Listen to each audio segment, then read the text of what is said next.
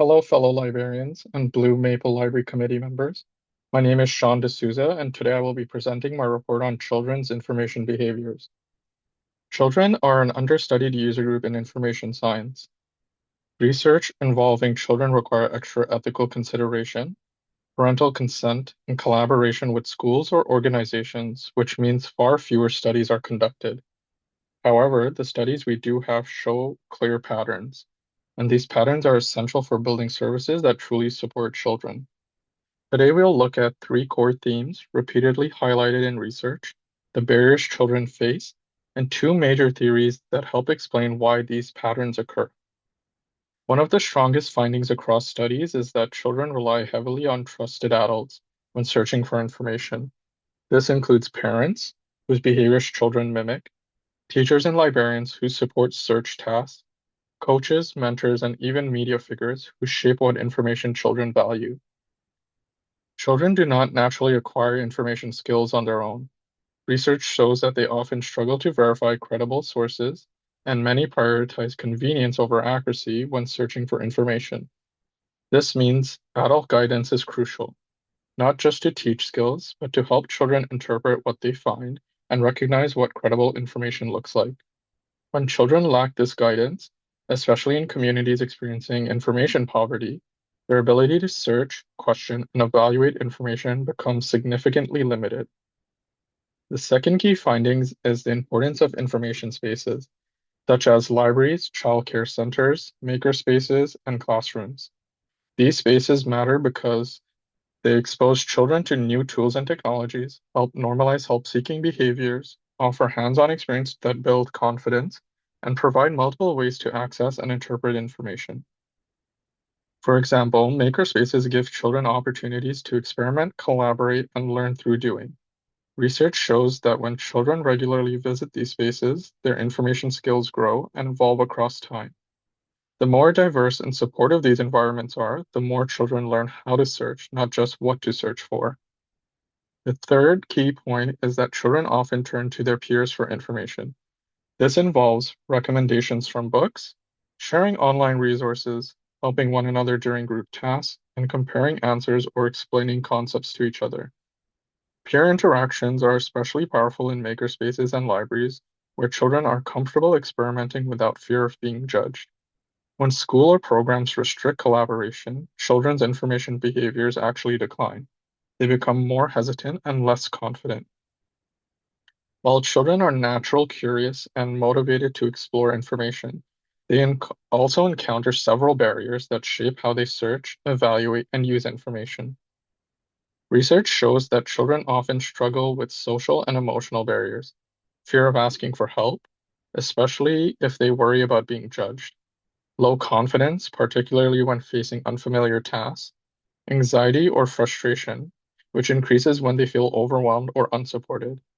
These emotional challenges can interrupt the entire information-seeking process, making children more hesitant to explore or to ask clarifying questions. Children also face instruction and support barriers related to the level and quality of support available to them. These include minimal guidance from adults, who may assume children can navigate tools independently, insufficient instructions, leading to confusion or incomplete understanding of tasks, lack of tailored teaching, where information literacy instructions is not adapted or developed to have differences or diverse learning needs.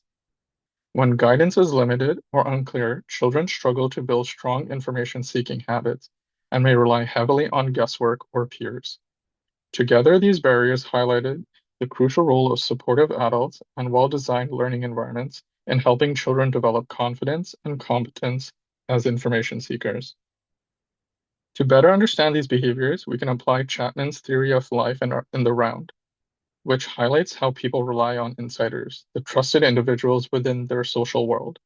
For children, insiders are parents, teachers and librarians, coaches, and peers. Chapman's theory also explains why children avoid asking questions or hide their curiosity in certain environments. They don't want to appear uninformed or step outside the norms of their small social world. In communities experiencing information poverty, children have fewer insiders and fewer opportunities to access new information. This restricts their learning and reinforces dependence on familiar or limited sources. Chapman's framework helps explain why peer influence and adult guidance was so prominent in the studies. The second useful framework is Dervin's sense-making theory, which breaks the information process into three components: situation, the context the child is in; gap, the question or uncertainty they experience; use, the purpose for which the child seeks information and what they intend to do with it once the gap is filled. Dervin emphasizes that children constantly create meaning through these processes. Their backgrounds, experiences, and environments strongly affect how they interpret information and which tools they choose. When adults, resources, and learning spaces are available, children can effectively bridge gaps when barriers exist, such as limited access or confusing tools. The gaps remain unfilled, leading to frustration or misinformation. To address the needs identified in the research and to help children bridge information gaps with confidence, the Blue Maple Library can offer a set of services designed to support both children and their caregivers. These services directly respond to the challenges highlighted earlier. Workshops can provide structured opportunities for children to learn how to search, evaluate, and utilize information. These sessions, whether focused on digital literacy, makerspace tools, or creative problem solving, allow children to receive guided practice in a fun and supportive environment.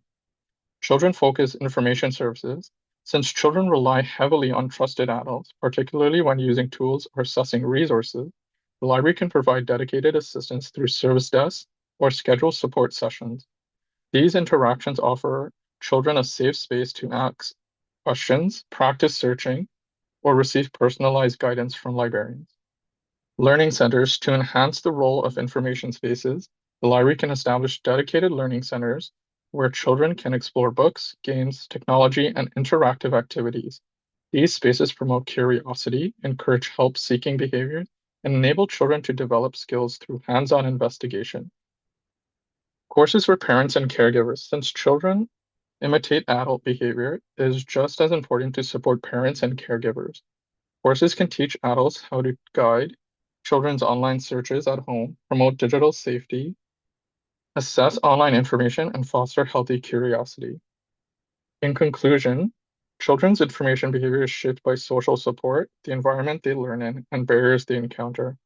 By applying Chapman's and Dervin's theory, we gain a deeper insight into how children navigate uncertainty, who they trust, and what they will need from libraries. As information professionals, it is our responsibility to help educate and provide services for children to help them succeed.